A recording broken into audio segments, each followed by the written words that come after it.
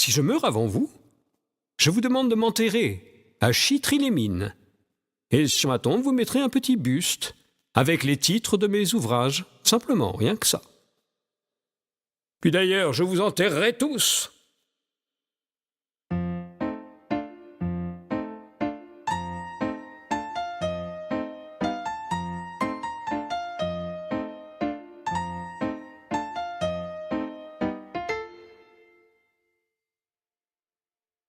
J'adore mon cabinet de travail. Mais je n'y travaille pas. Je fais acte de présence. Écrire. Toujours écrire, mais la nature ne produit pas tout le temps. Elle donne des fleurs et des fruits pendant la belle saison. Puis elle se repose au moins 6 mois. C'est d'ailleurs ma mesure. Rêvasser, manger, dormir.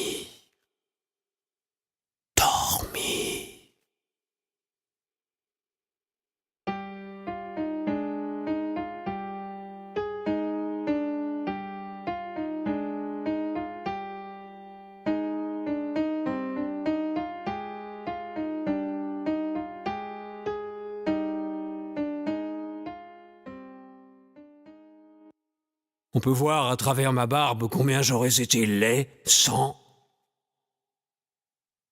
Et c'est aux femmes que je dois tout. Nierait-on cela, avoir ma tête? Ah oui, madame, mon ambition n'a pas de borne. Pour arriver, je vous passerai sur le ventre.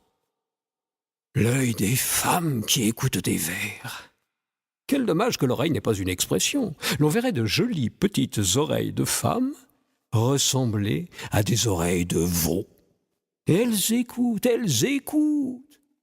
Avec quelques ronrons et quelques rimes, on pourrait leur faire avaler l'annuaire du bureau des longitudes.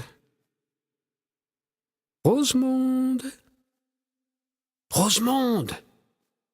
Elle est souvent dans la lune. Nous avions des chances de nous y rencontrer, j'y vais quelquefois. Rosemonde, j'ai rêvé cette nuit que vous me demandiez « Avez-vous enfin trompé votre femme ?» Oh non, vous êtes mon unique maîtresse.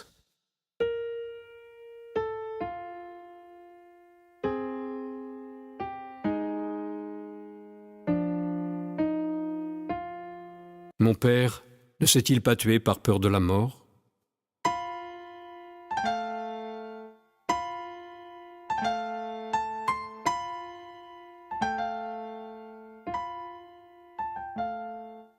La mort de mon père, c'est pour moi comme si j'avais fait un beau livre. Poil de carotte, dit à chaque instant des choses audacieuses. On éprouve une gêne, non à cause des audaces, mais parce qu'il nous renseigne mal sur lui-même. On ne sait trop l'âge qu'il a, parce qu'il est fait de moments.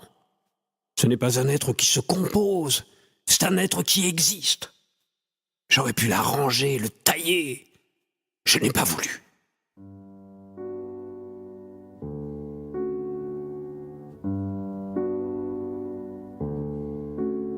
Est-ce que ça va se prolonger longtemps, cette vie-là? Le temps perdu ne se rattrape plus. Ça m'est égal de manquer ma vie. Je ne vise pas. Je tire en l'air, du côté des nuages. Fils d'un paysan de mon village qui poussait sa charrue, j'ai encore de la terre aux racines.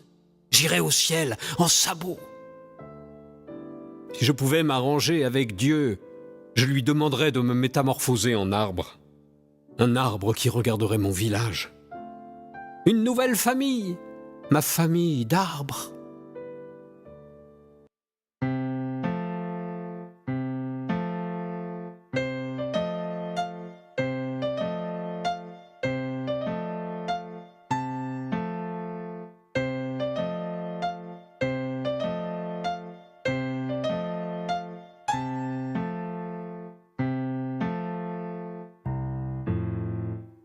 Oh, le théâtre! Un monde d'aimables fous. Quand je pense que Dieu qui voit tout est obligé de voir ça. Le théâtre est le lieu de l'inconscience. Un auteur qui a le moindre scrupule est perdu.